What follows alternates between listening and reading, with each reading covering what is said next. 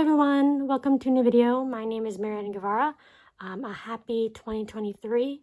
I thought I'd ring in the new year with something a little different, and that is sort of a tour through my sketchbook. For those who don't know, I do a bit of art, not so much as I used to, but you know, if I'm reading a book or I'm watching a film and I feel very inspired, I'll go to the sketchbook and do a little piece. So today I thought I'd, show you some of the pieces that I've done throughout 2022. If you follow my Instagram, you would have seen the majority of these pieces, but yeah, I thought I'd, take you behind the scenes on like the inspiration and things like that. So I use this Artist Loft sketchbook that I got from Michael's. I can't really tell you that much about it other than, I just got it at Michael's. For materials, I do use a Pigma Micron pen, typically 005. And then for coloring materials, I mainly use Artist Loft markers. I do marker art mainly. Yeah, so when it comes to traditional art, I mainly just use marker. I don't really do like other traditional materials that much. I would mainly stick to marker art. But yeah, anyway, let's get started. So on the first page, we have some Elden Ring fan art. If you've played Elden Ring, if you've watched any walkthroughs, you know who these two characters are. We have Radagon of the Golden Order, Renala of the Full Moon, or Queen of the Full Moon. I was going through some paintings on Google, and I came across one called The Day in the Dawn Star by, I believe it was Herbert James Draper. It's either Herbert James Draper or James Herbert Draper. But yes, I was inspired by that painting and sort of like envisioned Radagon and Renala as the two characters in that piece, The Day and the Dawn Star, and I thought it was very fitting, especially considering what the two represent. So yeah, I'm pretty pleased with this piece. Like I said, did this mainly just with marker and Pigma Micron. I'm especially pleased with how this turned out, with the shading and everything.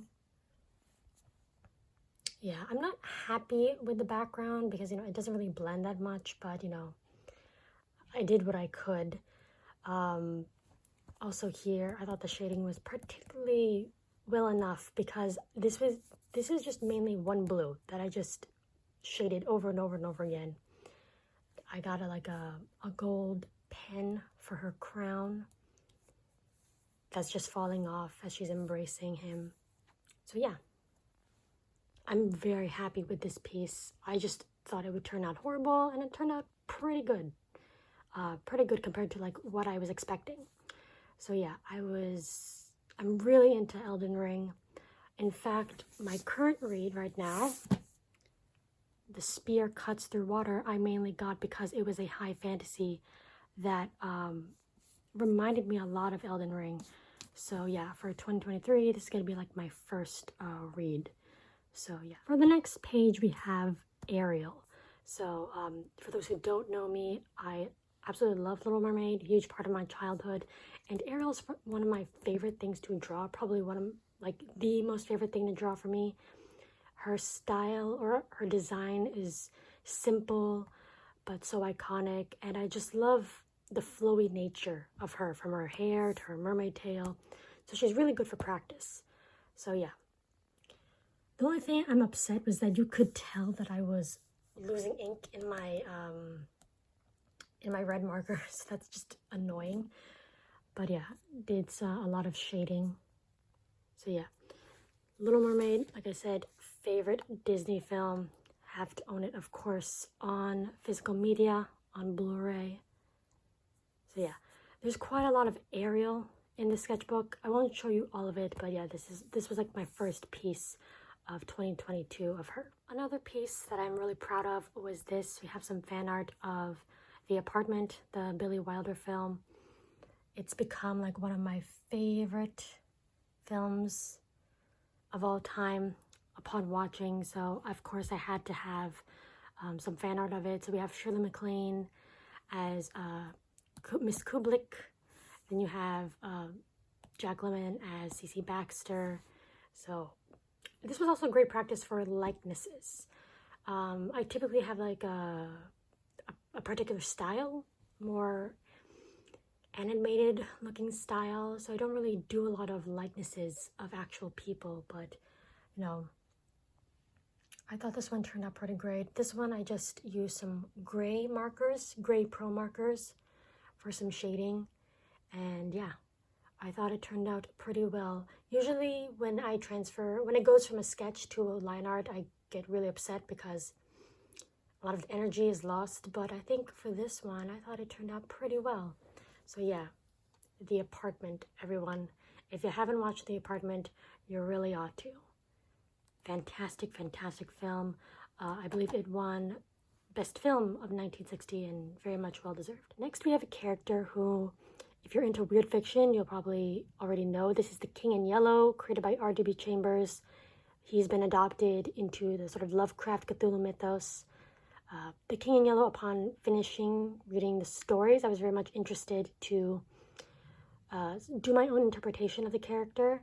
So that was it was very interesting to do some, a little bit of research and see what I would come up with. So I looked up that sort of like yellow is the color of decadence, and that if you'd read the stories, a lot of the people who haunted in some way by the King in Yellow are more into the arts, and for some reason, because of that, I wanted to give it like I wanted to give it a theater-ish look to him in a way, something that recalls like a decadent sort of like classical theater type of feel. I don't know entirely. I'm sort of like making it up as I go, but yeah, that's basically my idea, because I wanted this face to be shrouded in darkness, but I also wanted to sort of resemble a mask, like a theater mask in a way, but very minimal, of course. I give him sort of like the ruffles as well, to make it a bit fancy and everything. We have a crown that is made up of hands. That was just like an aesthetic or like artistic decision, because I have seen people who've done like his crown being like a bunch of hands, and I really, really like that. So I thought I'd incorporate that into my interpretation, and I kind of like the way it looks. And then oftentimes you would see that he has like tentacles. A lot of artists will portray him with tentacles coming out of his cloak and everything. I did mine purple because yellow and purple, they're complementary colors.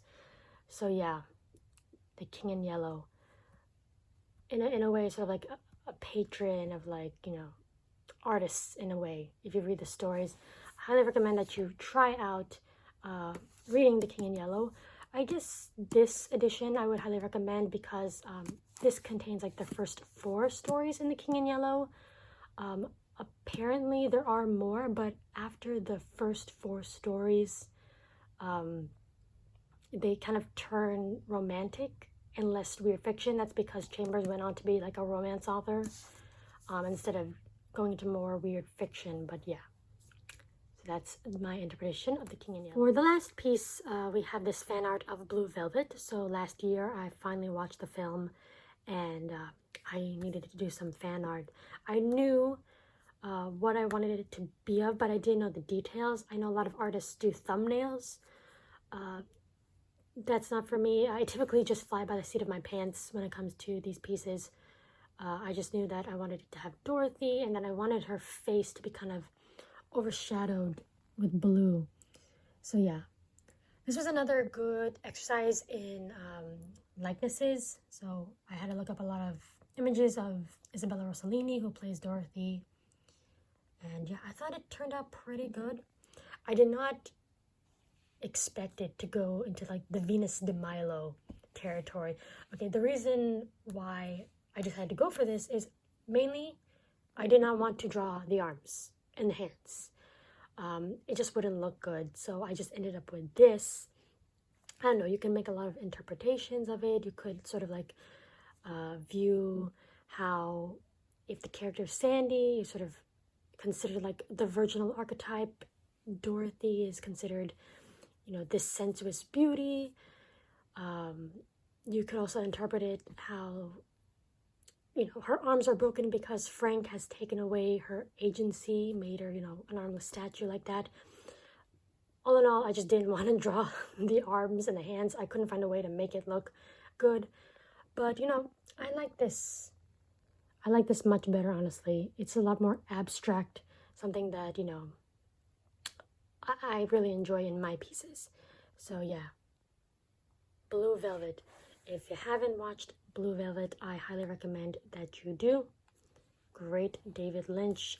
Well, not gonna be for everyone, obviously, but I enjoyed it. Count me among the fans. So yeah, that was my sketchbook tour. I hope you guys enjoyed. I might do this, you know, a part 2 in the future if you guys would like to see that. So yeah, thank you for sticking around and clicking on this video. Happy 2023 to you all, and I'll see you in the next video. Bye!